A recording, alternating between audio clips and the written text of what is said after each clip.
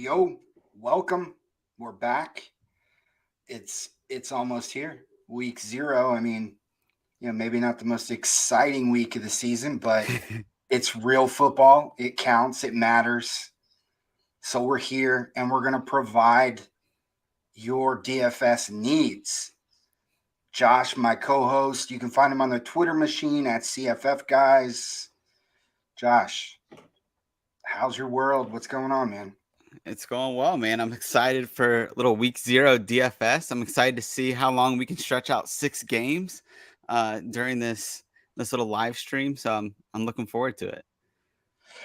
Well, I just finished the write up on the first ever advanced collegiate, and I will have that published as soon as I can get the guys on above me on the totem to get it through. But yeah, I mean, there's really no reason not to just dive right in here, and we'll start with the earliest game.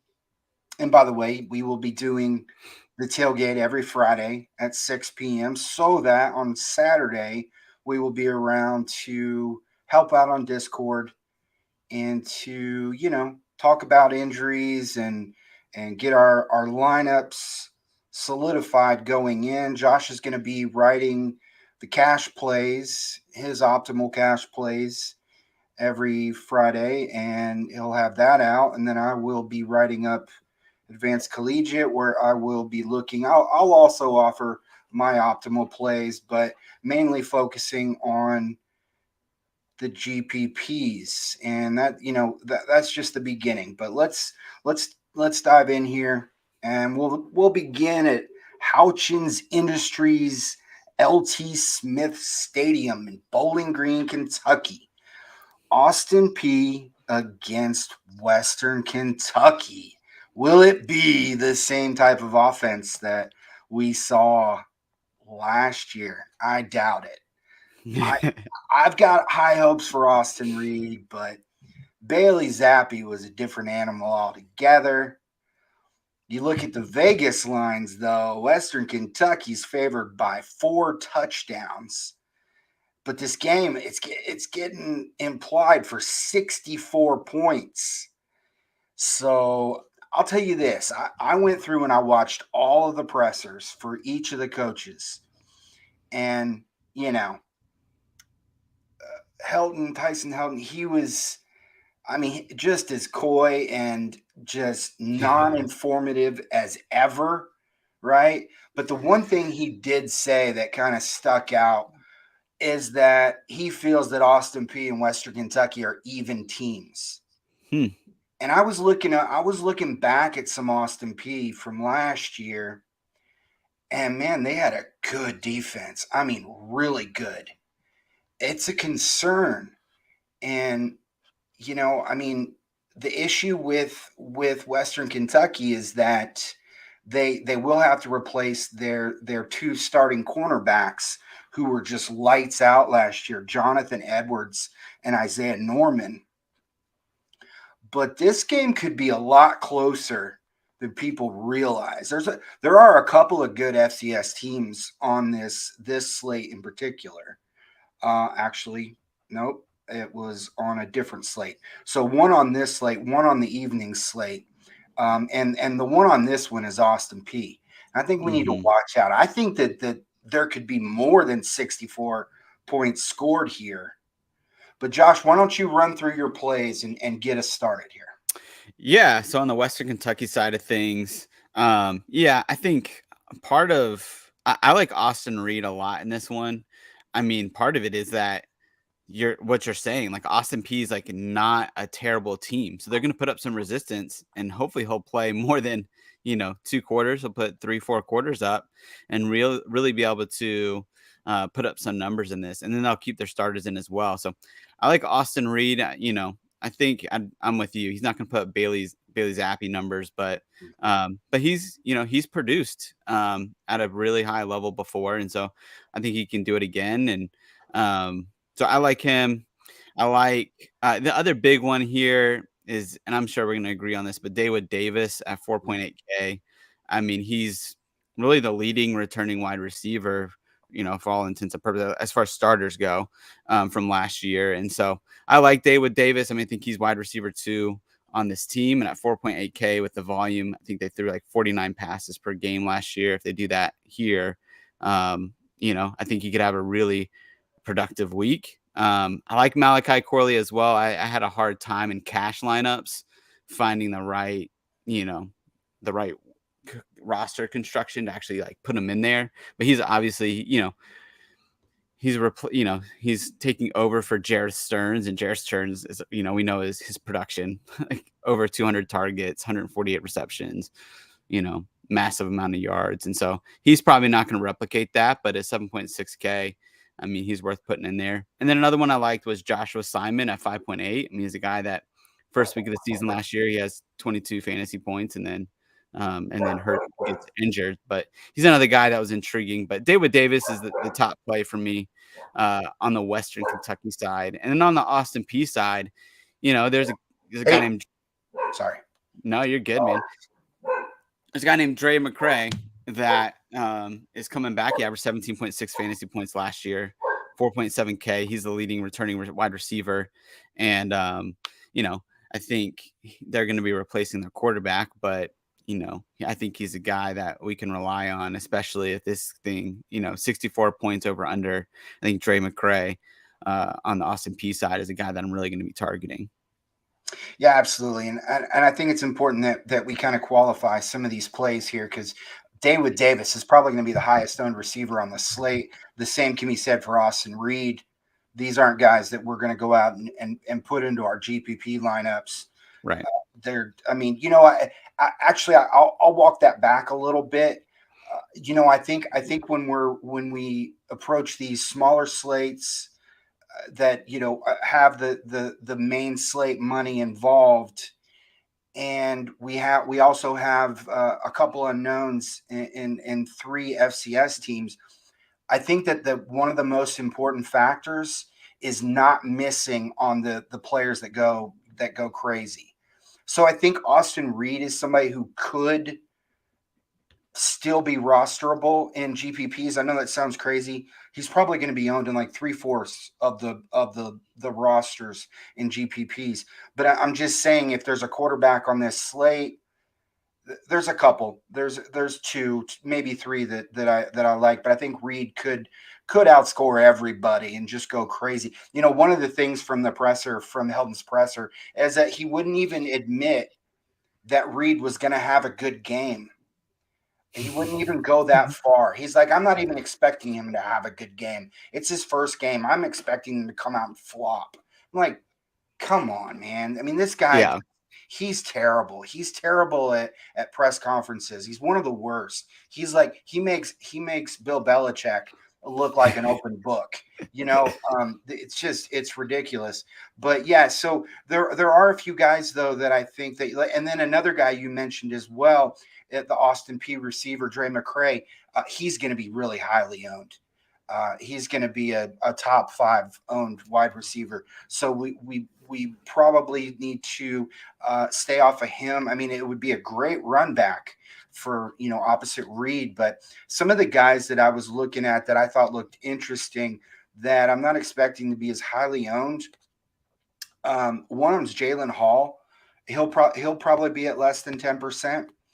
And, of course, we need him to go for 19.8, 17 on DraftKings and 17.5 on FanDuel. But at the same time, this guy scored a touchdown on 17% of his career receptions. And he plays on the outside exclusively.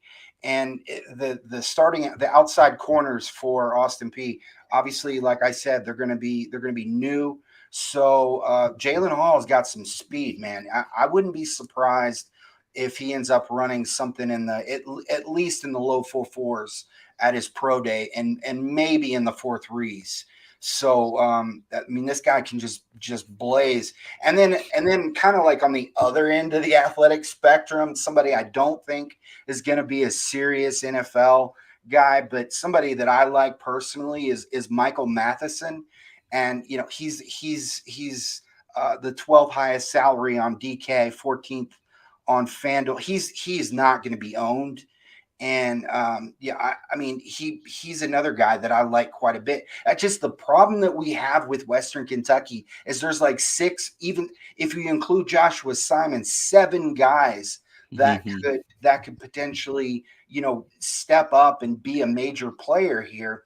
But here's the thing: I'm not expecting any running back on the WKU roster putting up 10 points. I mean, they're gonna do. They don't even use their ground game very much. It's I mean, of course, it's going to be a new offensive coordinator. So we'll see. I could be wrong, but I just didn't see last year anything from this group. And then, like I said, the defense for Austin Peay and their defensive line is intact. So watch out. Watch out for these running backs aren't going to be able to do much. They're going to have to pass. And where are they going to get those 44 points from?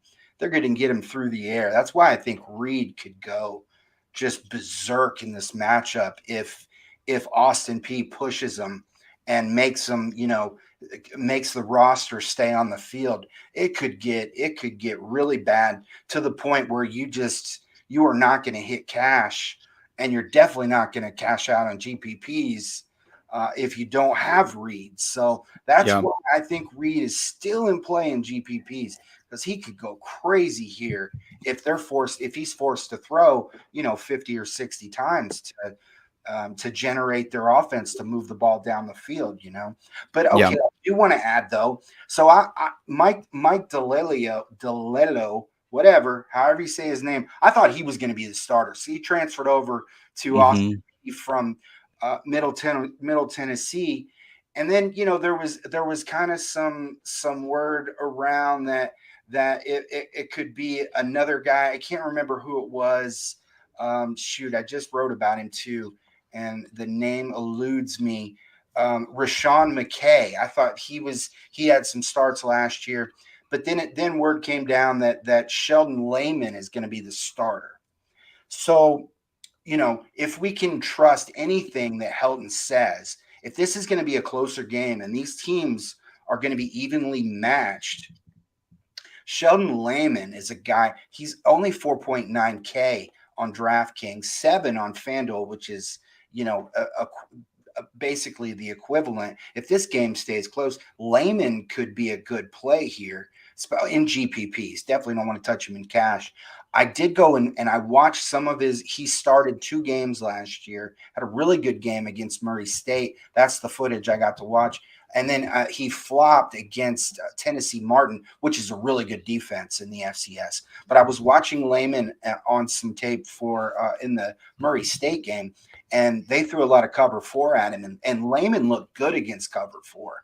And here's the thing, cover 4 is or at least it was a major scheme for Western Kentucky last year. They're going to have a new defensive coordinator with Tyson Summers, but we'll see if they use that same cover 4 as their base defense. If so, I mean, I kind of like the kid. And then, he's got some good receivers to work with. All right, so let's move on to the next game. And this one is going to be played in Dublin, Ireland at Aviva Stadium. I think this is the first time that the NCAA, the FBS, has sent a game to Ireland, correct? Do you know of any other? Yeah, when was that? Were the other games in Australia that they do? They always do one overseas. I think it's always in Ireland. But I could be wrong. Yeah. Okay. I was thinking that it was always in Mexico. I get them all mixed up, man. I don't follow it like I do. I don't pay attention to that detail like I do for the NFL. But so this one's going to be played over in Ireland, Nebraska Northwestern, and the money is. I mean, I think obviously it's on Nebraska. Last year, Nebraska crushed Northwestern 56-7. But keep in mind that was earlier in the year when Northwestern they weren't even settled at quarterback yet. They played a little bit better down the stretch. Not great. Definitely, they struggled big time. But it was at a bad time for Northwestern and. But we'll see. This game's going to be starting at 12:30 Eastern, And right now, Nebraska 11-point favorites, 51.5 point over under, which is like, I mean, baby talk compared to the last game we talked about. So, Josh, go over your plays here and tell us what you're thinking. Yeah. I mean, so I really I've been a big fan all offseason of Casey Thompson coming into that Mark Whipple offense. He's taken over as the new OC at Nebraska. And, I think if you look at Casey Thompson over his first 6 games at Texas last year before the Oklahoma game, he averaged like 26 fantasy points a game. He injured his thumb against Oklahoma, and then the second half of the season was just a completely different story. And like, there's just rumors that he could barely even like grip a football, and whenever cold weather would come, he was just pretty much out, which is why you just saw this kind of like Jekyll and Hyde with him last year. But I think like when he's healthy, he's a talented quarterback at the college level, and so I really like him. Like paired up with Mark Whipple here, and I think at 7,200, 7.2K on DraftKings, I think that could be a real value play here, particularly with everybody probably going after Austin Reed and a Logan Bonner that we'll talk about a little bit later. So I like Casey Thompson as a kind of a third QB option here, and then Trey Palmer to stack with him. I really like him a lot. I think he's going to take over the Jordan Addison or wide receiver 1 role in the Mark Whipple offense, which over the last 8 years has averaged like 84 catches, 1,100 yards, and like 8 or 9 touchdowns for like 17 fantasy points per game. And so, I mean, you're talking about pretty much a surefire like volume guy. And Trey Palmer's coming over. If you remember, with his Mickey Joseph, who was his wide receivers coach at LSU, they transferred over together to Nebraska, and he's just looked incredible. In fact, I think Casey Thompson said that Trey Palmer might be the fastest wide receiver he's thrown a ball to. And I think that was shade at Xavier Worthy, because he specifically mentioned Xavier Worthy. I was like, he's up there with Xavier. And I'm like, Xavier's like next level. So I felt like it was shade, but Trey Palmer, future top 5 pick. Yeah. So I'm not saying that, but Trey Palmer is a fast dude. I think that's the point of Casey Thompson. And so I really I think they're moving around the formation, and they're gonna, I think, really pepper him with targets. And he's only 6.2K. I mean, he's gonna be a pretty popular ad. So he's probably more of a cash guy. Another couple guys that have really flashed through spring and fall is Alante Brown is a guy that kind of gets brought up quite a bit at 4.5K. And then Oliver Martin is a guy we saw flash a little bit last year at 4.2K. And those are probably the main guys that I would consider. I'm not touching the running game, even though Northwestern wasn't great against the run last year. Like, Mark Whipple just thinks running backs are the worst human beings in the world, so he just ignores them pretty much. So from that vantage point, I think, for the most part, I think Rockmere Johnson is a guy at 5.4K. They're talking about splitting him out, maybe give him some catches, full PPR on DraftKings. He's somebody you could consider. And then on the other side with Northwestern, you got Evan Hull and Cam Porter going to be the running backs there. And I think both of them that you can consider, but I'm staying away in cash specifically because I just don't know. I mean, I would assume that Evan Hull is going to have a chance to really retain his role, but Cam Porter was a starter before Evan, and I don't think there's a lot of clarity as far as whether they're going to split carries or just let Evan Hull have the backfield right away. But those are the two I would consider on the other side. Other than that, I'm not touching Northwestern. Who is the other one? Hull and who else? And Cam Porter. Oh, okay. Yeah. So, just allow me to retort here, because I kind of got a different impression from Northwestern. I was listening to their press conference, and the first guy that Pat Fitzgerald brought up was Evan Hull, talking about a player that he was recently voted as a team captain by the Northwestern players. And he was just talking about his professionalism and how he's grown. And then the first player to the podium after Fitzgerald was Evan Hull. Cool. And Cam Porter was not on there. And based off of the ownership numbers that I'm expecting, Evan Hull is probably gonna be pretty underowned here. So here's the thing, Cam Porter was good 2 years ago at the end of the season, and it was only a couple of games when he was doing his thing. But one of them was at the end of the season. I can't remember who they beat, but he was a main reason that they got that win. And don't get me wrong, going into the 2021 season, I was all over Porter. I thought he was gonna just be the next big thing there. But then Evan Hull, man, and just looking back at what he did, going back even as far as high school, he set school records for yards and touchdowns in only 2 years. And then, I remember in 2020, there was a game where he had to get the start. I think they played like UMass or something. He ran for like 300 yards. And I was just like, wow, what a flash in the pan. This guy's a one-hit wonder. But then, last year he put up almost 19 FPG and against, the Big Ten. And man, he really impressed me. And then I started taking a closer look at his athleticism. Dude's got like 85th percentile short shuttle. He's got a 40 or 39-inch vertical or something, and he runs. He's in the 90th percentile his 100-meter time in high school. I mean, this guy's got NFL athleticism. I think the offense is going through Evan Hull, and I don't think he's going to be owned enough. And I think he's in play. I think in GPPs for sure, and that I wouldn't be afraid of him in cash. That's the only guy I would touch on Northwestern. Yeah. As far as Nebraska goes, I couldn't agree with you more on Casey Thompson. So this guy's like the top cover one quarterback in the country, better than Bryce Young, better than CJ Stroud. Problem is he's not going to see a lot of that. Not much at all from Northwestern. They play 3-4-6. And so that's not going to help. But the good thing is that Northwestern, they use probably one of the top 5 highest rates of cover 4 in the country. And that happens to be a coverage that Casey Thompson has been like top 30 against during his career, and, among returning quarterbacks. And so I think he's going to be a great play. So here's the thing.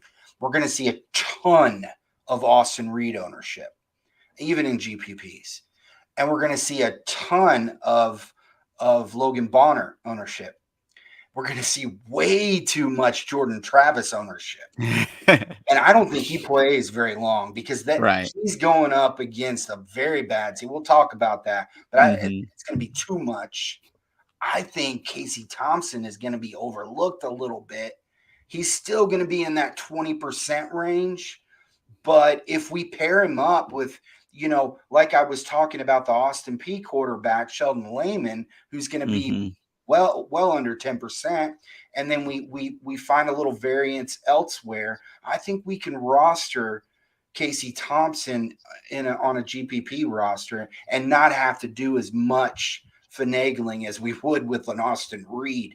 If we put Austin Reed in our roster, we really got to get creative with the rest of the roster.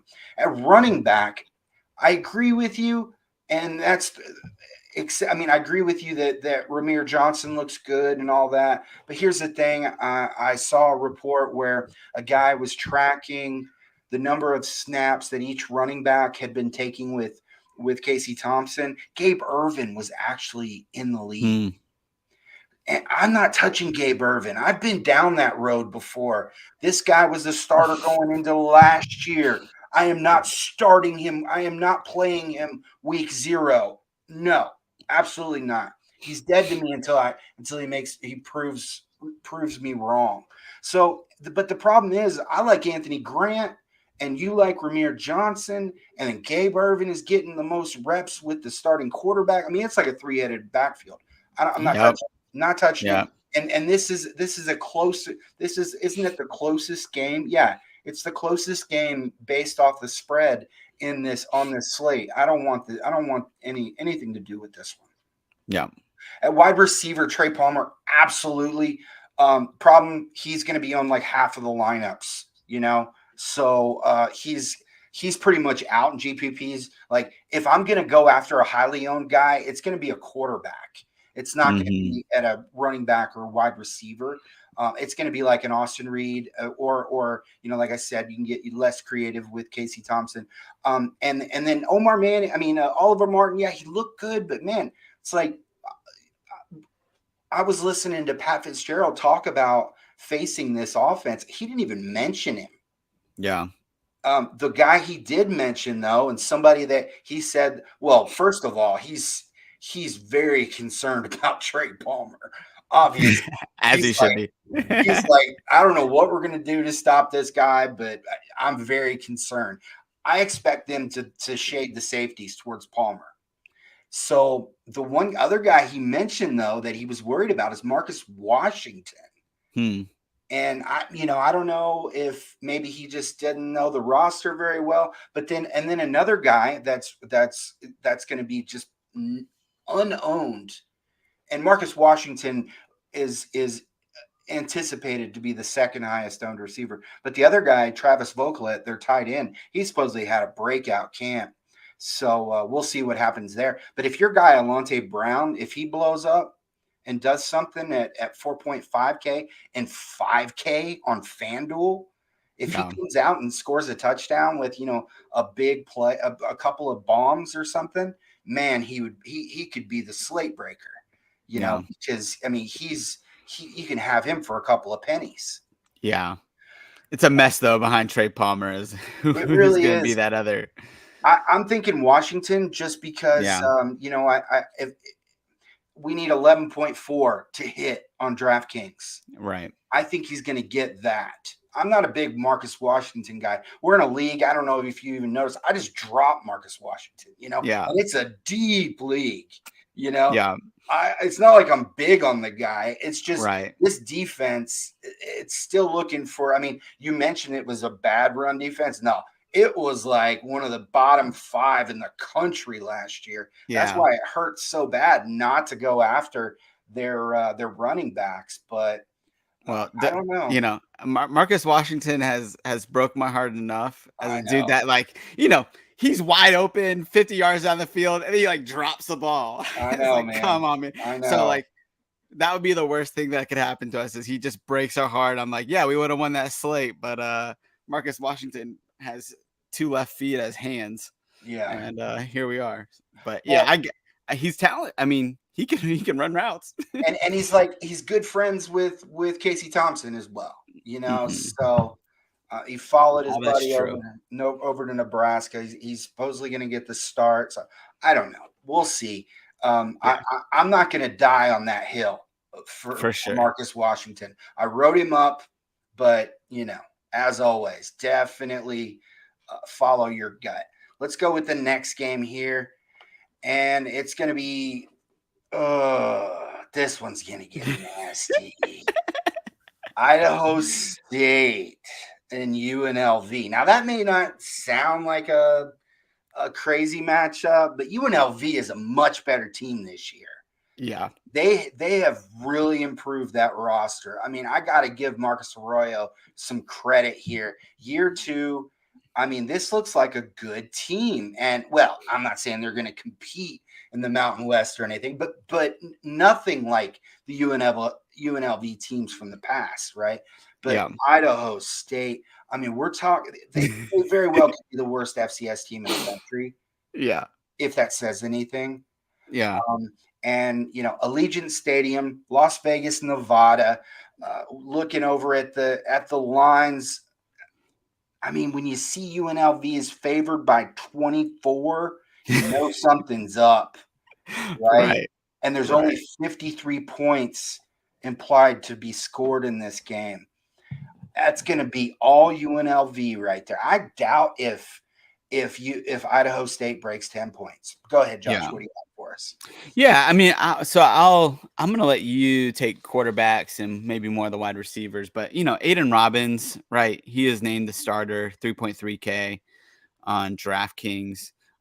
He's a guy that's coming over from Louisville, and I went and watched his high school film because it was 7 total touches in college. Yeah. So I'm like, all right, and definitely know who the kid is, but we haven't seen him play. So I went back to his high school, and he's just an athlete playing the running back position. He's not a running back. He's not good at running back, but he's just size speed combo that can work when you're in the Mountain West playing for UNLV, and you're going to play Idaho State, who's probably worse than some of the high school teams he played in Louisville. So, I mean, I would not be surprised. That is not a crazy statement. They're that bad. Yeah. Like the coaches are gushing about this kid. And so I think he's a guy definitely we need to have in our lineups. I mean, I think he's probably going to be pretty highly owned because it's out there, but also he gives you just the flexibility, right?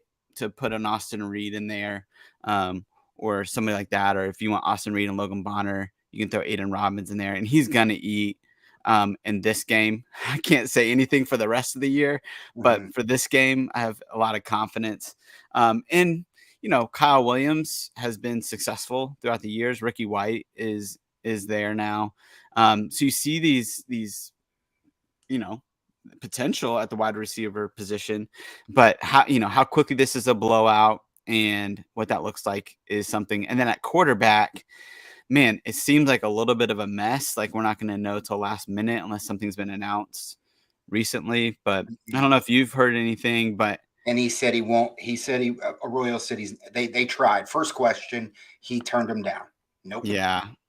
So it's really hard because if it's Brumfield, like you can't take a risk on that. If somehow like Bailey won that job, then I mean he's 4.5K, so that's really cheap. But you're taking stabs at that point, and it's a little risky. But maybe a Kyle or a Ricky White could come in and do something. I have a feeling Ricky might be higher owned, but yeah, I like Aiden Robbins. On the other side, if you're gonna take a shot at anybody, Tyler Vanderwalt played in the Mountain West for Wyoming.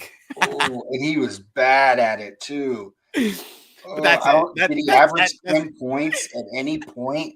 Oh, dude, he was bad. I was looking at last year when he played for Idaho State. He started 3 games. He didn't have over 7 fantasy points in a game. I just wanted to mention that Tyler Vanderwalt played for Wyoming. That's really all I wanted to do. Wow. Yeah, they were pushed into a corner when they started Vanderwall. Yeah. Okay. I don't know if you're being kind and you're leaving my guy out of your breakdown. And if you are, I appreciate it. But let's start with the quarterbacks. Harrison. Okay. So no, we don't have any word. It's still a competition between Brumfield and Bailey. So that pretty much eliminates Bailey completely because he doesn't run the ball. He would need to come out and have a Stetson Bennett against Charlotte, or was it UAB? Moment where he throws 5 touchdowns on 7 throws. 5 plays. Yeah, in order to be that was UAB. Any value, UAB to be of any value to us. We just, I mean, I know he's only 4.5, but he's so limited. He's so one dimensional, and I don't think they're going to air it out that much that Bailey's gonna, he's gonna come into the type of volume. But Brumfield, I mean, I don't like it. I don't love him, but at the same time, he's got I forget what his athleticism metric was, but he's got some. I mean, he's a taller guy, isn't he? I'm sorry. I hate to just throw these types of unknowns out in the air. But anyway, he's a bigger guy, but he's got some insane movement skills, and. And if he were to get on the field, because I mean, if they both play a half, I wonder if Bailey is going to get to throw enough in his one half to really, to really be of interest to us. But with Brumfield, at least, especially on FanDuel, because we only need 18.8 points to cover value. If he were to run enough, he could be of some interest there. He's not my first choice in obviously in a GPP, but just the potential's there. But so for Robbins, I wouldn't be surprised if he's owned on 90% of rosters. That's how popular he's going to be. He's $3,300 on DraftKings. He's the 38th highest salary on DraftKings. He's the 7th highest on FanDuel. Okay, he's going to be Yeah. Probably right there with Reed as the highest owned player on the entire slate. And he'll probably put up 20 and do it running backwards. This is such a bad defense. Yeah. Of course, Arroyo goes, he starts talking about Chad, talking about McGuire, and there's other people in your backfield. Okay, we all know you want the 250-pound guy that transferred over from Louisville to Right. lead your offense out on the field. And I'll say this, we have a game like Ohio State against a smaller school, or in Alabama, Georgia, all those, Miami, right?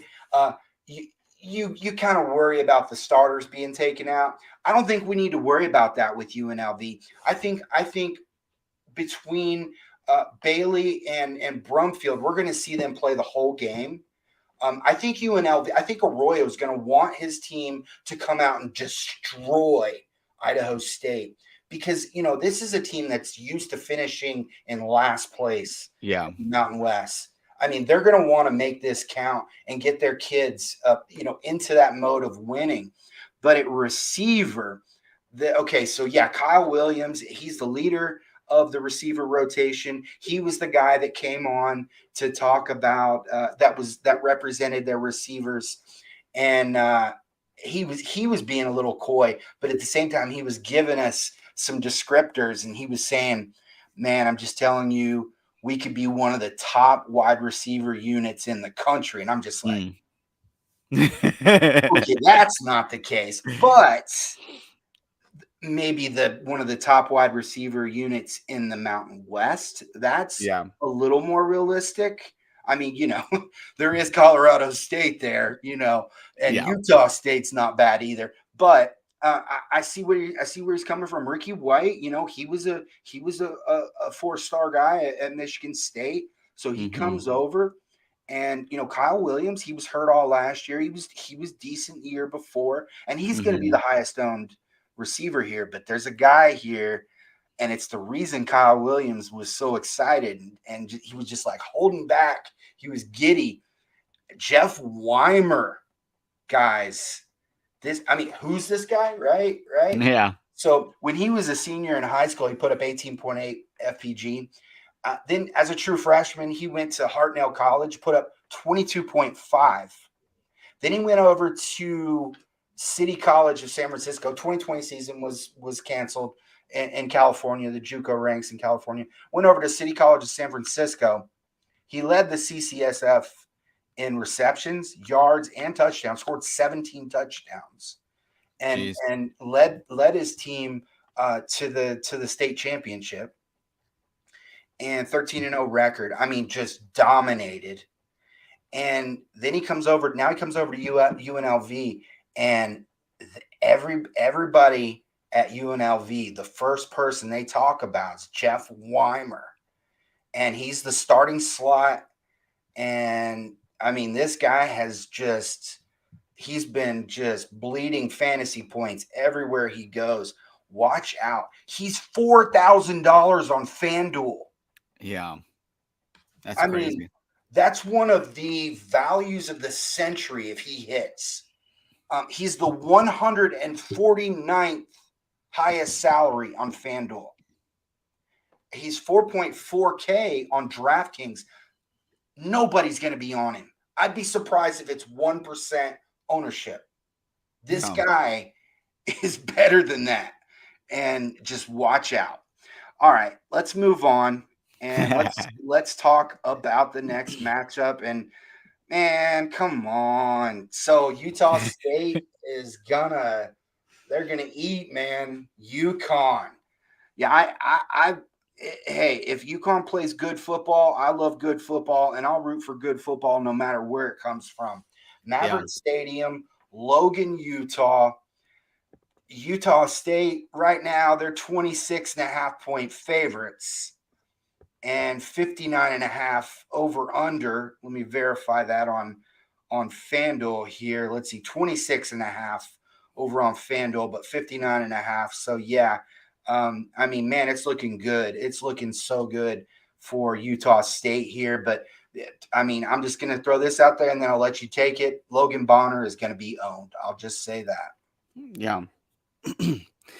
Yeah. So I hesitate to put any UConn players out there after week 0. I did this against Fresno State and Keelan Marriott. Like none of them did what I wanted them to do. So I'll start with Utah State for now. Yeah, Logan Bonner.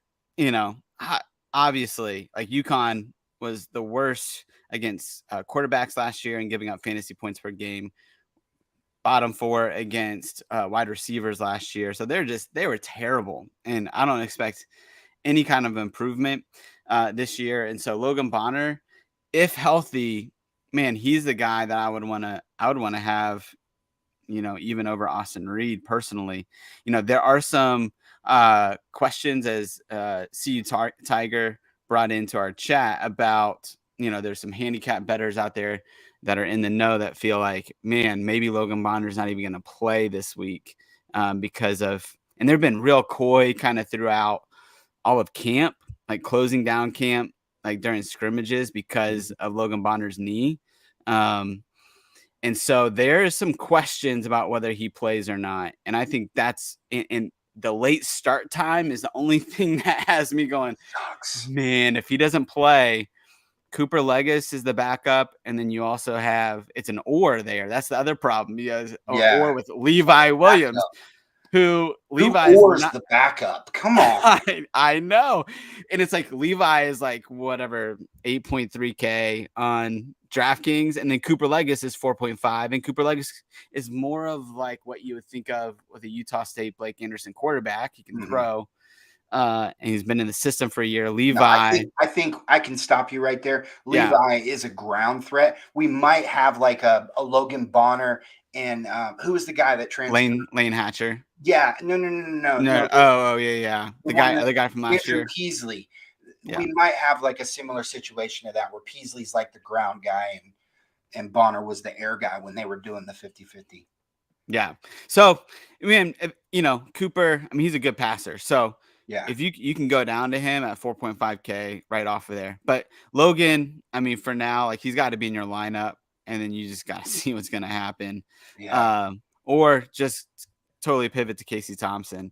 And then at wide receiver, you got Justin Mcgriff, Brian Cobbs, and Kyle Van Leeuwen, who are going to be the top 3 wide receivers out there. Was it really interesting?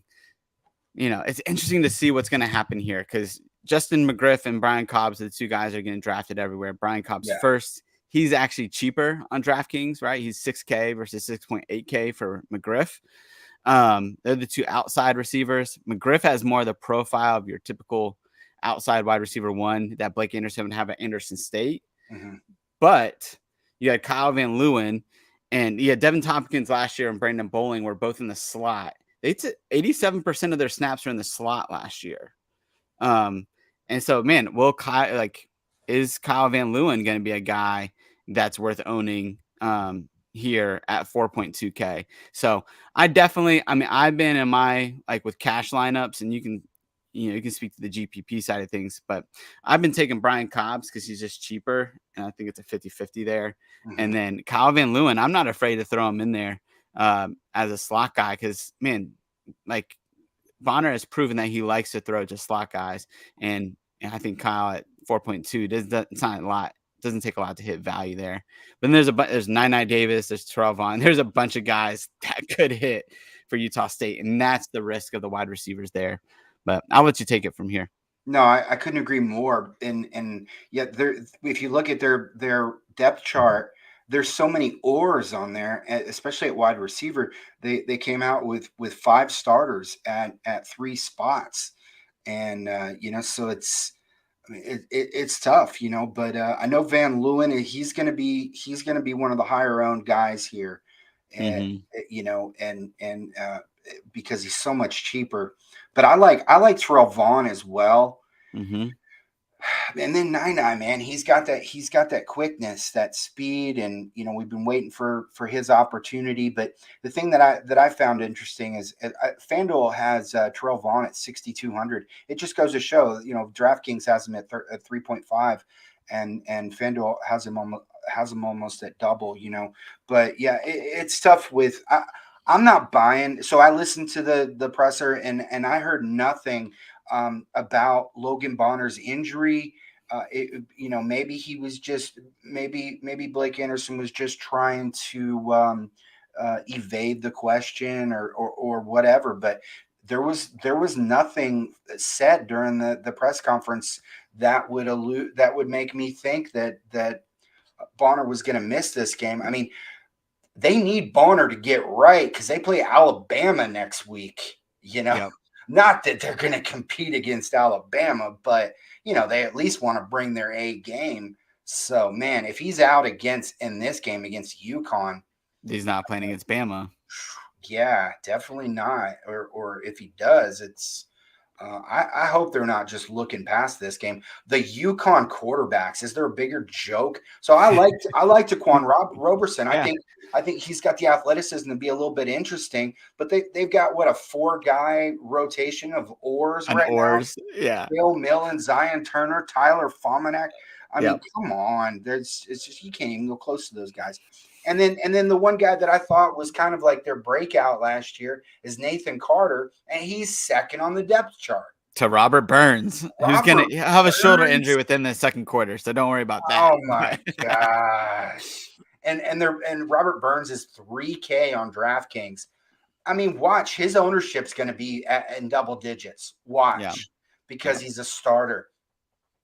But yeah, I mean, with the injury to what's his name, Cameron Ross, I don't think there's anybody that we can touch on UConn at all. Like, I don't think there's a single player that we should go near. It's pretty much, if you trust Bonner, and then Utah State. Now, I will say that there is some utility in Calvin Tyler. This might be like the only game of the season where he might be of some value. He might go for 20 plus in this game. If you look at his games from last year, he had some really good games against poor opponents. And so he's a little on the predictable side there. So that's a good thing. And then I thought it was interesting that Palate Makakona was the second name on the depth chart. And he's only at 4,500 and 5,100 over on FanDuel. So he's a guy that is somebody that could be of interest in GPPs. Because, I mean, let's face it. On these shortened slates, we have two choices at running back. We can't go get the starter for the teams that are favored to win by these huge totals. They're going to be so highly owned. It's just not possible. You either go after the starters on the teams that are going to lose, or you go after the second string guys for the teams that are going to win. You can't have the starters. You can't start Calvin Tyler in your GPP lineup and expect to differentiate it out enough to win any type of money that's going to get you excited, right? Yeah. Even if it hits, it's just not going to get you anywhere. So, if you're going to start somebody cash, you want Calvin Tyler. He's going to cost you, but I think it's going to play out. I think he'll cover, even though it's around 25 on both. I think he's going to come close to covering in this game. But then it's going to go all downhill the rest of the season. But Makakona is a guy I think is more interesting in GPPs. And then at receiver, man, you're just flipping a coin. I like Davis. I like Vaughn. I like Mcgriff. I like Cobbs. I like Van Leeuwen. I mean, what are we supposed to do with all that? It's just crazy. Yeah, and they're all affordable, which is the problem. Right? That is the problem. All right, let's move on. I think everyone's heard enough about Utah State. So 2 games left here. And we've almost gone an hour. This is crazy. So Wyoming, Illinois, 4 p.m. game. It's what we do, man. Yeah, that's right. Memorial Stadium, Champaign, Illinois. Right now, so on ESPN, they have Illinois favored at 14 and with 43 points on the over-under. That's just disgusting. Yeah. I hope we get a better game than that. That's going to be a tough game to watch if it's 43. Over on DraftKings, it sits at 14, and they agree at 43. Man, so there are some guys I like in this game though. So what do you have? Yeah, so I mean, on the Illinois side, you know, and this is going to be, it's going to be chalky, but in cash, I'll take it. But Chase Brown Yeah. for Illinois. I mean, Wyoming's got like 3 starters returning on the defense. They were really bad last year. I mean, talking about ranked like 100th and like yards per attempt given up to opposing running backs, about the same in yards per game. So this is just setting up for a Chase Brown game, 7.9. I will say Josh Mccrae. I mean, he's a guy that we both like. At 5.1K, I could see him being somebody that might have some value in a GPP if he can get a couple touchdowns and get 50 or 60 yards. He's a guy that might be worth owning. I'm probably not going to touch him in cash, too risky. But and Isaiah Williams at 7.3K, I think he's going to be a focal point of their offense. Wyoming, again, they're just decimated as far as defensively. So many people transferred out of there. Yeah. But I mean, this isn't. I mean, you got Tommy DeVito as your quarterback, so you're relying on a guy that's just never really done it, and had plenty of opportunities on both platforms to cover. Yeah. So on the opposite side, the only guy that I'd really touch is Titus Swin. But man, I think in cash, the more that I look into it, the more man, he's risky in the sense of like Illinois is not a bad defense. And like they're going to be able to key in on him because there's nothing else on this Wyoming offense really to write home about. And so Titus Swin is a guy that man, maybe in GPP if you're taking a swing, he's a guy. But I could see him having a decent ownership percentage because he has a name that people know. And he ended the year well last year. And so maybe he's just a guy to avoid altogether the more that I'm looking into it. But what do you got? Okay, so let's just keep that rolling. And when I'm looking for cash, I'm not touching Titus Swin with Josh's roster. I'm not going near it. But I will say this: the one other weapon that they do have. So they're still Evan Svoboda. Do you know anything about this guy? Nothing. Nothing. I'm like, what? Who? I bet you can't even say his last name. So I assume, well, you can because he might be the son of the Tulane OC, and yeah. I kept butchering it. Yeah. Remember that? I thought there was a Svoboda out there. See, there was a guy that played at Kentucky on the basketball team years ago named Todd Svoboda. So that's why I'm comfortable with that last name. There you go. I love it. Anyway, the other weapon that Wyoming does have on offense, actually they have two. One is they have a top 20 offensive line. And there's a couple of guys on that offensive line that are going to play in the NFL.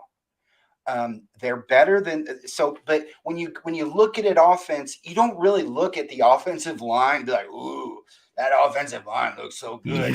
They're going to do so good. You don't even, it just doesn't process. But that actually is a pretty big weapon.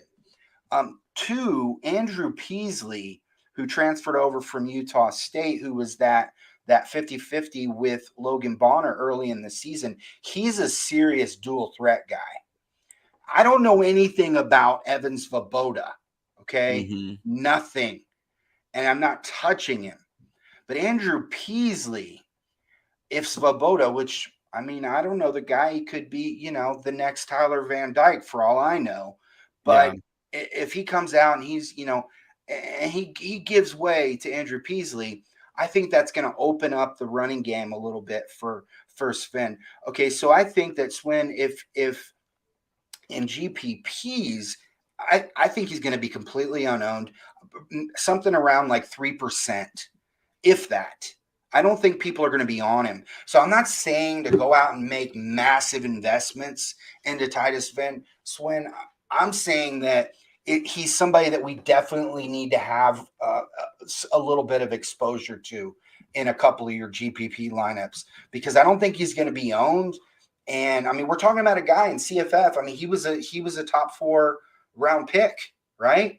I think I saw you draft him a couple of times. Yeah, I know I did. Definitely at 4 or 5 turn for sure. Yeah, I was right there with the ADP. I thought he was a good value, and I'm excited to see what he can do this year.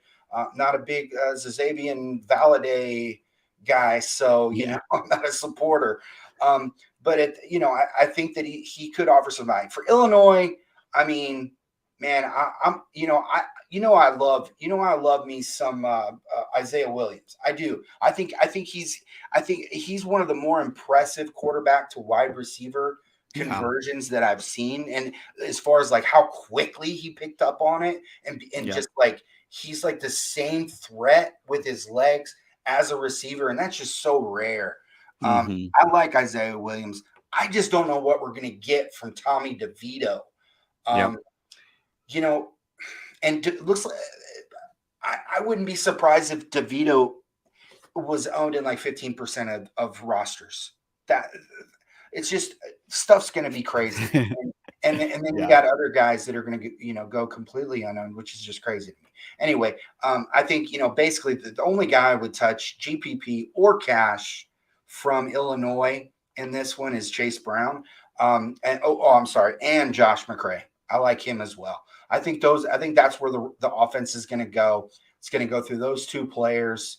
And Chase Brown, I mean, he needs 20 plus to cover on both sides. I think he gets that easily. Yeah. But at the same time, he's going to be the second highest owned running back on the slate. So if you do put him in a GPP roster, you're gonna, you're not going to be able to go after one of the big quarterbacks. But Josh Mccrae, he's definitely squarely on the GPP radar for sure. Yeah. But other than that, I mean, I like Isaiah Williams, just not at that price point. I struggle seeing him scoring 20 plus to cover. And with DeVito at quarterback, which he did not look good for Syracuse. I'm just going to say that. He did not look good. They were bad until they benched him. Yeah. And then they were good. They were decent, So, all right, let's move on. Last game, we have the stellar matchup. It's going to compete with Idaho State and UNLV. Duquesne against Florida State. Now, there's going to be guys on Duquesne. Some of the offensive players are going to get rostered from Duquesne, and I'm going to laugh at every single person that does it. But go ahead, Josh. What do you have on this one? Tell us all your Duquesne players. Yeah, man. So let's start with Duquesne. Okay, FSU. And there's a kid that transferred over from Marist, Dwayne Menders, that averaged 17.5 fantasy points per game. Started him at your own risk. I won't be doing it, but it's supposed to be much improved. Yeah. So let's go with Florida State. Yeah, Jordan Travis is a guy that I think is going to be really hard to see him score 27 fantasy points because he doesn't play into the second half. They're going to see what they have behind them, right? Even for next year. See if AJ Duffy has it. And, was it Tate Rodemaker? Yeah, they were talking about him in the spring guide, talking him up. So I think you're right. They're going to play all three. Yeah. So I think they're going to want to see what they have with the backups. So Jordan Travis, man, in cash for sure. Like he's not a guy. GPP, I'm not touching him, but no way. But and then in the backfield, I think this is really probably the only place that you have a couple plays here. Treshaun Ward is listed as the starter, but Trey Benson's there, and I know we both like Trey Benson. He's a bigger back. He's kind of more your Patrick Taylor in the Mike Norvell offense. Mm-hmm. And I'm hoping that the Ward starting spot will depress the Trey Benson value maybe, because this isn't like Norvell doesn't just lean on one running back. And so Trey Benson's going to get his carries, and he should score at least a touchdown, if not 2 touchdowns by the time that they take him out of this game. So Trey Benson's a guy at 6.5K. I think might have a little depressed ownership from the depth chart being released. And then at wide receiver, man, like Micah Pittman's the only one without an or, and he's 7.5K. Like that just doesn't, he's not a guy I'm touching. And everybody else here, man, FSU wide receivers, I just don't trust them. Johnny Wilson's got a little hype, but man, tell me something I don't know. He's been getting hype since he, Yeah. he was at Arizona State, and he 6'7", doesn't. Yeah, he doesn't do it in games, or he's at least inconsistent. He's 4.1K. But I'm not touching any of these wide receivers. It's all just a mumble jumble, especially against Duquesne, where I think they're gonna want to see what they have with these running backs and just pound it. In my opinion, so. Yeah, so for Duquesne, I have nobody, and that's not going to shock anybody here. If you start Joe Mishler, you're donating your money to GPPs. But yeah, I'm not touching Jordan Travis. He's not going to play enough to get it done. So he had 2 games last year where he was going up against overwhelmed opponents. One was against Jackson State week 2. He got hurt on like the first series. And then they ended up losing Jackson State. Okay. Yeah. And then they went up against UMass and they destroyed UMass.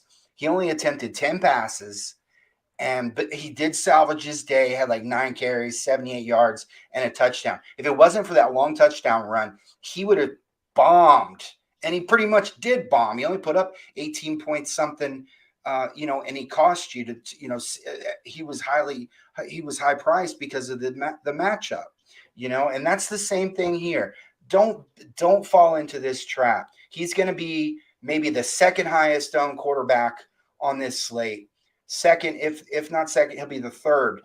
And every one of those rosters is going to be left without value.